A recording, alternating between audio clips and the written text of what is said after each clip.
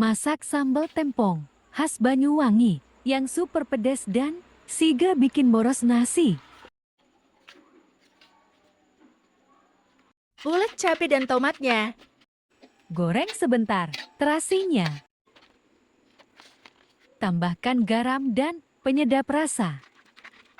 Lanjut bejek-bejek jeruk limau ke dalam sambalnya.